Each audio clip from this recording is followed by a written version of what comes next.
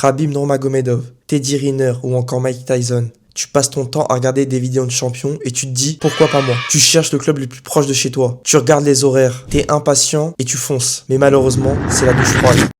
C'était dur, tu t'es fait torturer dans tous les sens et tu te dis je dois rester motivé, c'était la première séance. Tu commences à venir à toutes les séances et un mois plus tard, plus rien. Tu tombes de haut et tu baisses les bras. Aujourd'hui, on va voir pourquoi la plupart des débutants arrêtent les sports de combat et surtout comment toi tu peux éviter de faire partie de ceux qui lâchent. Pense aussi à t'abonner, c'est important. Sur ce, bonne vidéo.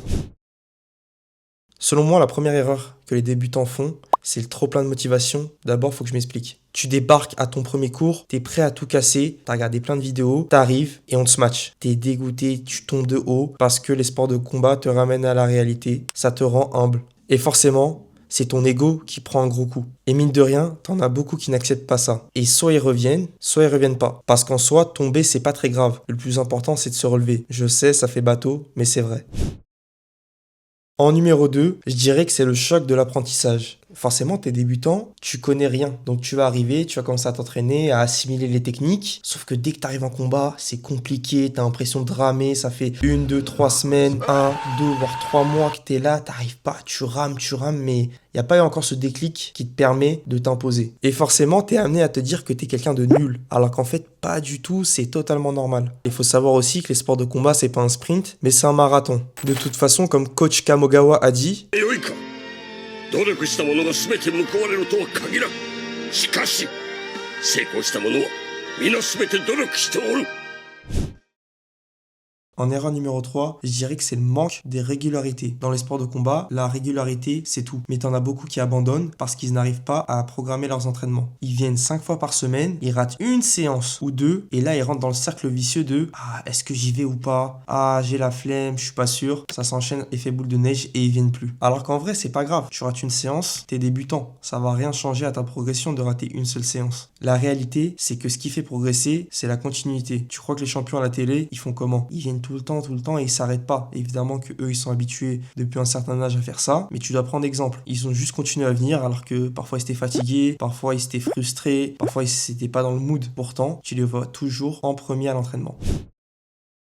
En numéro 4, je dirais la perception du combat. T'en as qui viennent pour apprendre à se battre, savoir se défendre ou encore ressembler à un combattant professionnel qu'ils ont vu à la télé notamment. Mais ce qu'ils oublient, c'est que les sports de combat, c'est pas juste savoir se battre ou ressembler à un combattant. C'est aussi une école de vie où on apprend la discipline, le respect, l'humilité, bref, tout plein de valeurs. Et même si tu viens pour diverses raisons, t'apprendras surtout que le vrai combat, en fait, il est contre toi-même. Il est pas contre les autres. Et tu verras qu'à ce moment-là, les anciens, ils verront un changement dans ton approche de comment tu viens t'entraîner. Mais sauf que toi, tu le verras pas forcément, alors que eux le verront.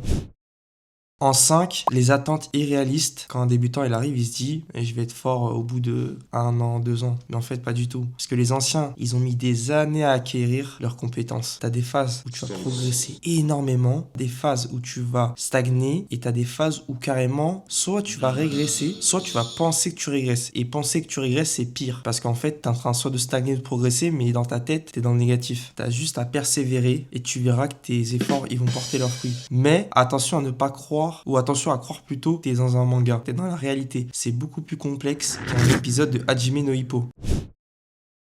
Et en numéro 6, pour moi, le plus grave, c'est le manque d'équilibre. Je l'ai mentionné un peu avant, mais ici, on va vraiment le traiter. C'est ceux qui n'arrivent pas à doser leurs entraînements. En gros, toi, t'es là, t'arrives, tu fais 5 entraînements par semaine, alors qu'en vrai, t'en as pas besoin. T'as juste besoin de 2 à 3 entraînements, parce que déjà, ton corps, il va très vite réagir. Et en plus de ça, ça te suffit largement. Quand tu as 5 séances par semaine, en général, c'est que t'es un sportif de haut niveau. Toi, tu viens de commencer. Et en fait, ce qui se passe, c'est qu'au début, tu vas réussir à suivre le rythme. Sauf que ceux avec qui tu es, c'est des mecs, ça fait 1 an, 2, 3, 4, 5, 10 ans qui s'entraînent de cette manière. Donc toi, au bout de 3 semaines, t'es largué, le train il est parti et toi t'es encore sur le quai. Et après tu craques parce que ton corps et ta tête ne suivent pas, vu que t'as tout donné. Donc ce qui se passe dans ta tête, je pourrais pas malheureusement t'aider. Mais ce qui se passe dans ton corps, le lien se trouve dans la description, ça pourrait t'intéresser. Donc ce qu'il faut faire, c'est d'en faire moins et de durer longtemps qu'en faire énormément et ne pas durer.